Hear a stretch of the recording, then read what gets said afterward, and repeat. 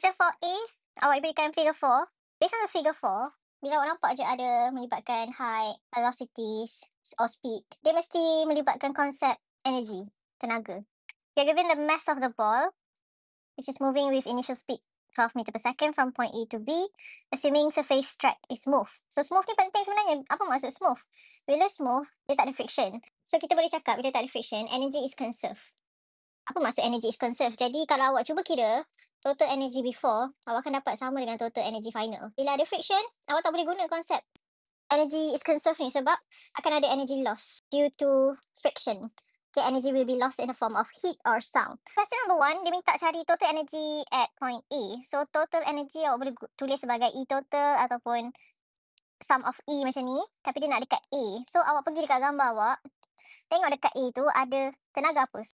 Energy kita ada 3 types. The first one is U, or saya namakan dia sebagai UG, which is gravitational potential energy.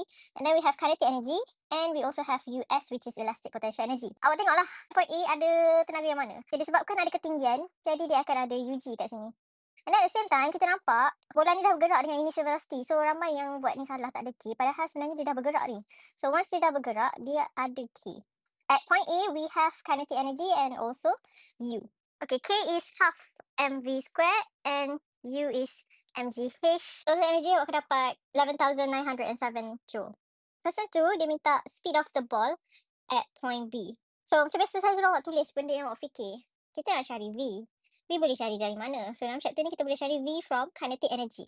Tapi sekarang kinetic energy nak cari dari mana? Jadi bila awak ada situasi macam ni, di mana awak ada situasi sebelum dan situasi selepas, awak boleh menggunakan konsep conservation of energy, which is total energy initial is equal to total energy final.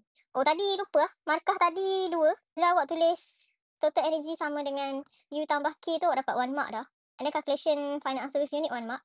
Lepas tu untuk question number 2 ni, awak tulis conservation of energy, you get 1 mark. Okay, so energy initial is at point A, which is kita dah kira dah tadi, 11907. And then energy final dekat point B. So awak tengok dekat point B, tenaga apa yang ada. So point B kita ada height, so ada UG. And then at the same time, dia minta kita cari speed. So kalau dia minta kita cari speed at B, maksudnya objek tu masih bergerak dekat B. Okay, sebab kita nak cari speed. Kalau K tak ada, kalau objek tu tak ada K dekat point B ni, dan kita tak boleh cari speed, speed akan jadi 0. So actually, at final point dia still ada U and still ada K. And you should get your speed equal to 40.92 meter per second. 1 mark and 1 mark.